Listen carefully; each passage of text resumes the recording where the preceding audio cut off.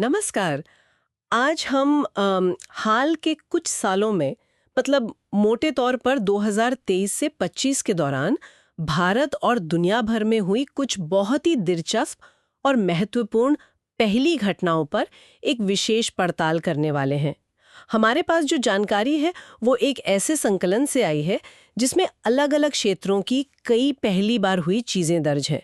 लेकिन आज हमारा मकसद सिर्फ इन उपलब्धियों की सूची बनाना नहीं है, बल्कि ये समझने की कोशिश करना है कि ये प्रथम हमें क्या बताते हैं, इनके पीछे कौन से रुझान छिपे हैं और ये किस तरह की प्रगति की कहानी कह रहे हैं। चलिए इसे खोलते हैं। शुरुआत करते हैं शासन और नीति निर्माण के क्षेत्र में हुए कुछ अहम बदलावों से। देखिए, उत्तराखंड एक ऐसा राज्य बना जिसने समान नागरिक संहिता यानी यूसीसी विधेयक पेश किया। अब यूसीसी का मूल विचार ये है कि शादी, तलाक, विरासत जैसे व्यक्तिगत मामलों में सभी नागरिकों के लिए, चाहे उनका धर्म कोई भी हो, एक जैसे नियम हो। ये एक बड़ा कदम है ना? बिल्कुल। और दिलचस्प बात यह है कि उत्तराखंड ने सिर्फ यही नहीं किया, बल्कि योग नीति लागू करने वाला भी वो पहला राज्य बना। अच्छा, योग नीति भी। हाँ, तो एक तरफ यूसीसी जैसा जटिल राष्ट्रीय बहस का मुद्दा है और दूसरी तरफ योग नीति जैसा कल्याण और स्वास्थ्य पर केंद्रित कदम।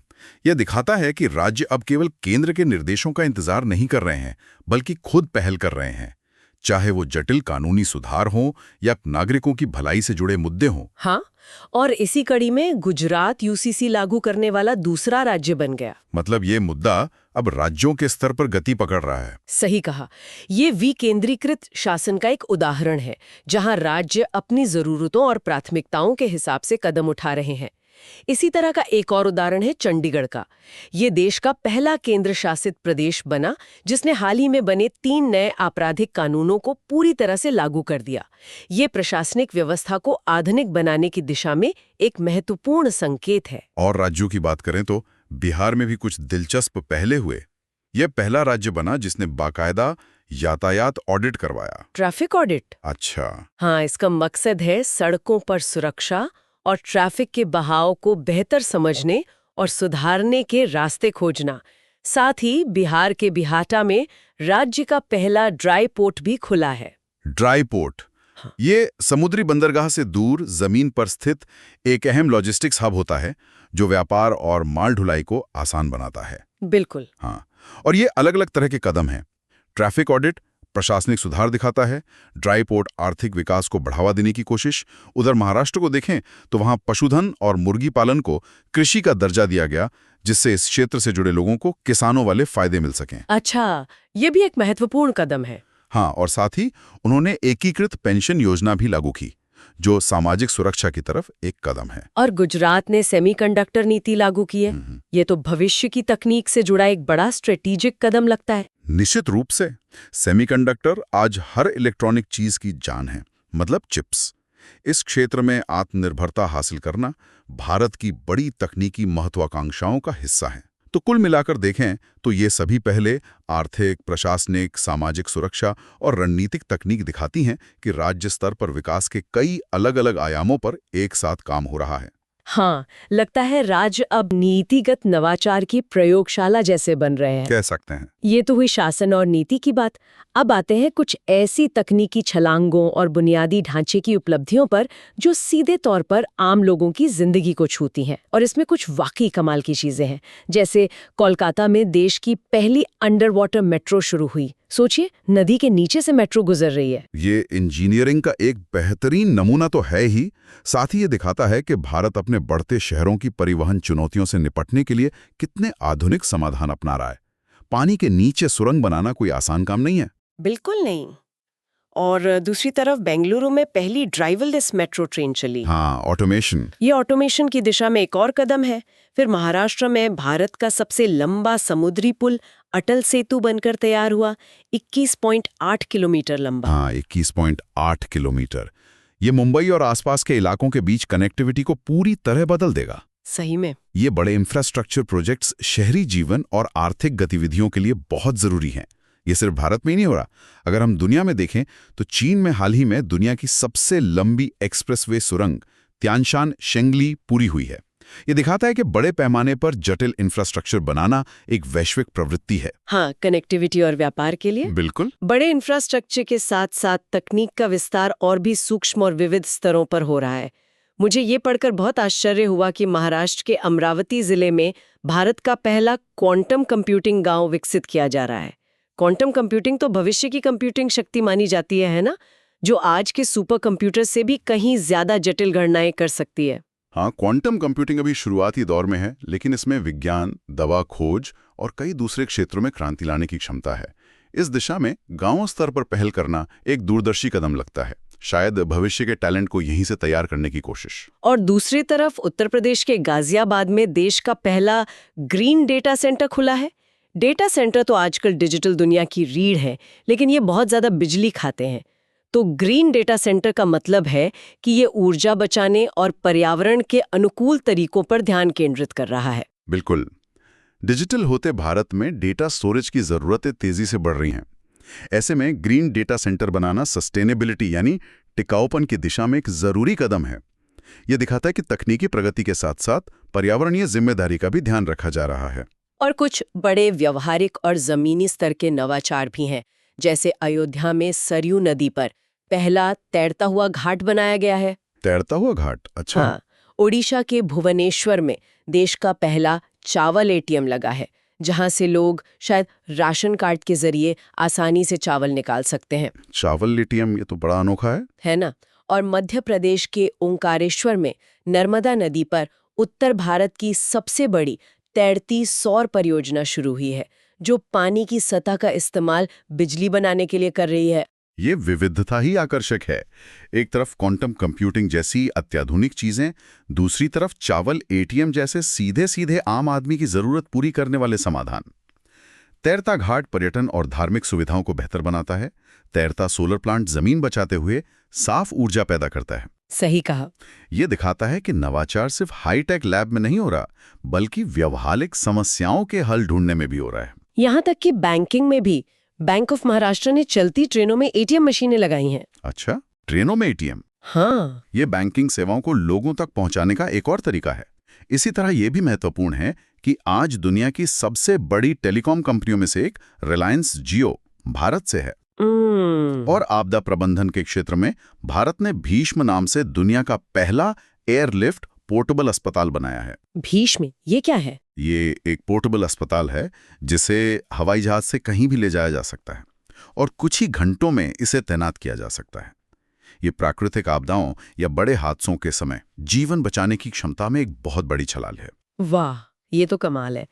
तकनीक और इंफ्रा के बाद अब कुछ ऐसी उपलब्धियों की बात करते हैं जो सामाजिक बदलाव और इंसान के जज्बे की कहानी कहती हैं। खासकर महिलाओं की बढ़ती भूमिका कई क्षेत्रों में दिख रही है। एक पूरी लहर सी नजर आती है रक्षा और विमानन जैसे क्षेत्रों में। हाँ, ये वाकई ध्यान देने लायक है, बहुत जरूरी भी है। देखिए, भारतीय नौसेना को मिली पहली महिला फाइटर पायलट आस्था पूनिया, केंद्रीय औद्योगिक सुरक्षा बल यानी CISF की पहली महिला अधिकारी गीता सामोता ने माउंट एवरेस्ट फतह किया। यशस्वी सोलंकी राष्ट्रपति की पहली महिला ADC यानी एड डे कैंप सहायक बनी। सशस्त्र बल चिकित्सा सेवा की महानिदेशक बनने वाली पहली महिला अधिकारी बनी वाइस एडमिरल आरती सरीन। अच्छा। मोहना सिंह तेजस लड़ाकू विमान उड़ाने वाली पहली महिला पायलट बनी। भारतीय नौसेना की पहली महिला हेलीकॉप्टर पायलट बनी अनामिका राजीव। और सीमा सुरक्षा बल BSF की पहली महिला स्नाइपर बनी सुमन कुमारी। ये लिस्ट काफी लंबी है और प्रभावशाली है। ये सिर्फ कुछ नाम नहीं है, ये एक बड़े बदलाव का संकेत है। ये वो क्षेत्र हैं जहां पारंपरिक रूप से पुरुषों का वर्चस्व रहा है। इन महिलाओं का यहां पहुंचना दिखाता है कि बाधाएं टूट रही हैं और समाज में विविधता और स्वीकार्यता बढ़ रही है। बिल्कुल। इसका महत्व सिर्फ प्रतिनिधित्व तक सीमित नहीं है, ये देश के लिए प्रतिभा के एक बहुत बड़े पूल को खोलता है। जब आप आधी आबादी को बराबरी के मौके देते हैं तो जाहिर है हर क्षेत्र को उसका फायदा मिलता है। ये देखना दिलचस्प है कि ये उपलब्धियां खास तौर पर रक्षा और सुरक्षा बलों जैसे बेहद मांग्याए क्षेत्रों में क्यों केंद्रित हो रही हैं। शायद ये बदलते भारत की एक नई तस्वीर पेश करता है। और समावेश की बात सिर्फ यहीं तक नहीं रुकती।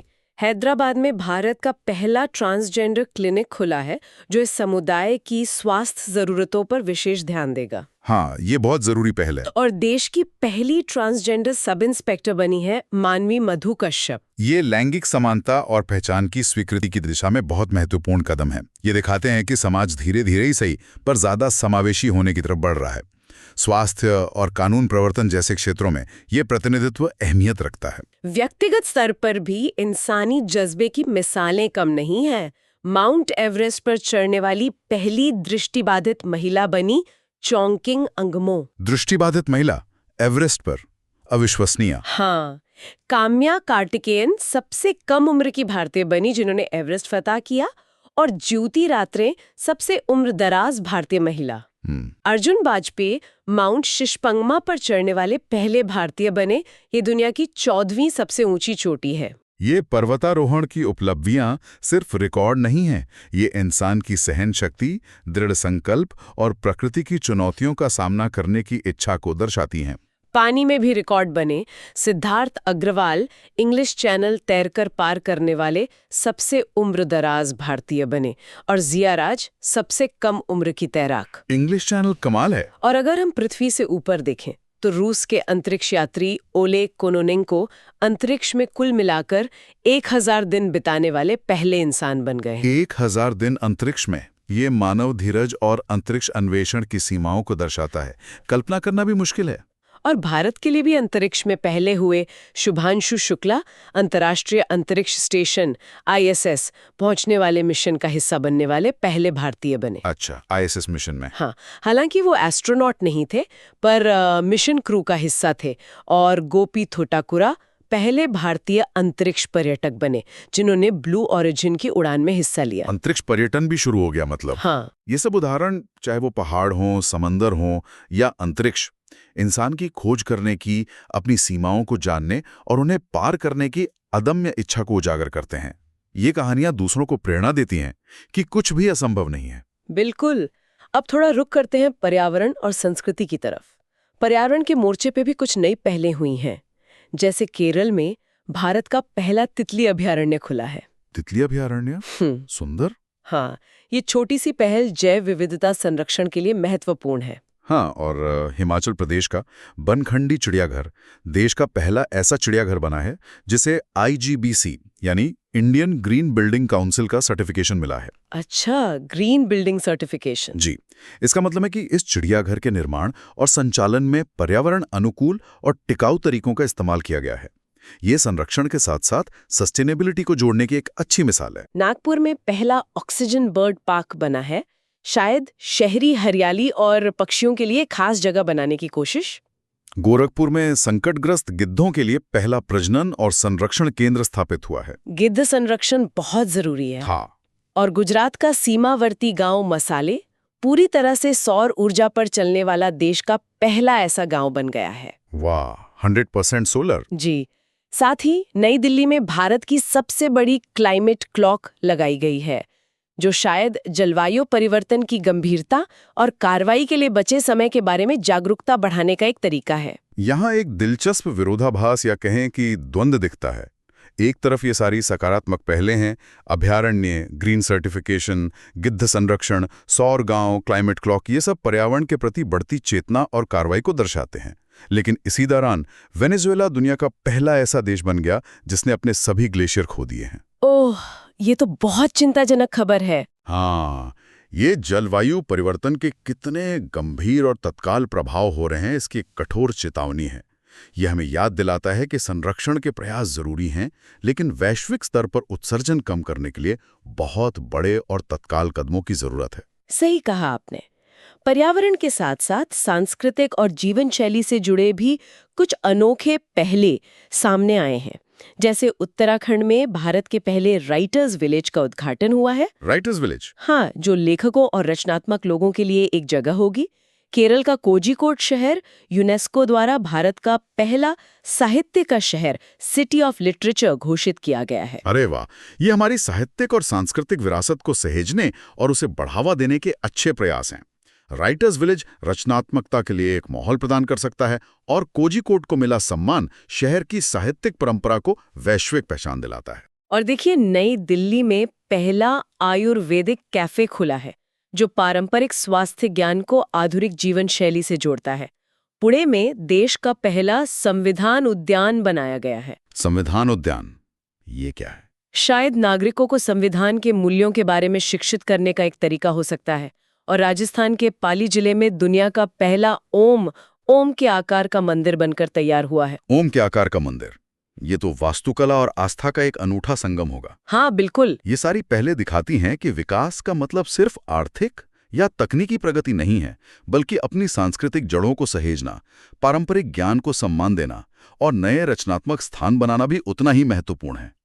अगर हम दुनिया में देखें तो सिंगापुर एशिया का पहला देश बना जिसने औपचारिक रूप से 4 दिवसीय कार्य सप्ताह को लागू करने की दिशा में कदम बढ़ाया। 4 दिन का हफ्ता। हाँ, ये काम करने के तरीकों और वर्क लाइफ बैलेंस के बारे में बदलती सोच का संकेत है। वही नाइजीरिया दुनिया का पहला देश बना जिसने मेनिंजाइटिस की एक नई क्रांतिकारी वैक्सीन को अपने राष्ट्रीय टीकाकरण कार्यक्रम में शामिल किया। ये सार्वजनिक स्वास्थ्य के क्षेत्र में एक बड़ी उपलब्धि है। तो हमने शासन, तकनीक, सामाजिक बदलाव, व्यक्तिगत उपलब्धि, पर्यावरण और संस्कृति, कई अलग अलग क्षेत्रों में इन प्रथमों की बात की। इन तमाम अलग अलग दिखने वाली उपलब्धियों को एक साथ देखने पर क्या कोई बड़ी कहानी उभरती है? इनका कुल मिला के क्या मतलब निकलता है? एक बहुत ही दिलचस्प तस्वीर उभरती है मुझे लगता है। ये सूची दिखाती है कि भारत और काफी हद तक दुनिया भी एक साथ कई मोर्चों पर आगे बढ़ रही है। इसमें हाई एंड टेक्नोलॉजी है जैसे क्वांटम कंप्यूटिंग और सेमीकंडक्टर। इसमें जमीनी स्तर की जरूरतें पूरी करने वाले समाधान हैं जैसे चावल एटीएम और ट्रांसजेंडर क्लिनिक। इसमें शासन में सुधार और विकेंद्रीकरण की कोशिशें हैं। इसमें सामाजिक बाधाओं को तोड़ने और समावेश को बढ़ावा देने के कदम हैं। इसमें व्यक्तिगत साहस और धीरज की मिसालें हैं और पर्यावरण संरक्षण की चिंता और कार्रवाई भी है। तो ये सिर्फ एक दिशा में दौड़ नहीं है, बल्कि कई दिशाओं में एक साथ विकास हो रहा है, ऐसा लगता है। बिल्कुल। और ये विकास किसी एक संस्था या सरकार की देन नहीं है। इसमें सरकारी पहलें हैं जैसे यूसीसी नीतियां, निजी क्षेत्र के नवाचार हैं जैसे टेलीकॉम, डेटा सेंटर और व्यक्तिगत दृढ़ संकल्प भी है जैसे पर्वतारोही पायलट। हाँ। एक और खास बात यह है कि भारत के भीतर ये प्रगति किसी एक या दो राज्यों तक सीमित नहीं है। हमने महाराष्ट्र, उत्तराखंड, गुजरात, केरल, बिहार, उत्तर प्रदेश, मध्य प्रदेश, लगभग हर कोने से उदाहरण देखे। हाँ, ये बात तो है। ये दिखाता है कि देश के अलग अलग हिस्सों में गतिशीलता है। ये प्रथम सिर्फ रिकॉर्ड बुक में दर्ज होने वाली घटनाएं नहीं हैं। ये असल में भविष्य के विकास की नींव रख रहे हैं, नए रास्ते खोल रहे हैं। ये उस संतुलन को भी दर्शाते हैं जिसे बनाने की कोशिश हो रही है, तकनीक की महत्वाकांक्षाओं और आम आदमी की जरूरतों के बीच। वाकई ये भविष्य की संभावनाओं की एक झलक देता है और दिखाता है कि बदलाव कितनी तेजी से और कितने विविध तरीकों से आ रहा है। इन सभी दिलचस्प जानकारियों और विश्लेषण के लिए बहुत बहुत धन्यवाद। शुक्रिया। और जाते जाते बस एक विचार मन में आता है। ये तो हुई वो पहली चीजें जो हो चुकी हैं, जो नींव रख रही हैं। लेकिन इस मिलीजुली प्रगति, तकनीकी छलांग और जमीनी जरूरतों के बीच संतुलन को देखते हुए भविष्य का अगला बड़ा पहला कदम किस दिशा में हो सकता है? क्या वो तकनीक में कोई अप्रत्याशित छलांग होगी, सामाजिक संरचना में कोई बड़ा बदलाव होगा, या शायद इन दोनों के किसी ऐसे संगम से कुछ निकलेगा जिसकी हमने अभी कल्पना भी नहीं की है? सोचने वाली बात है।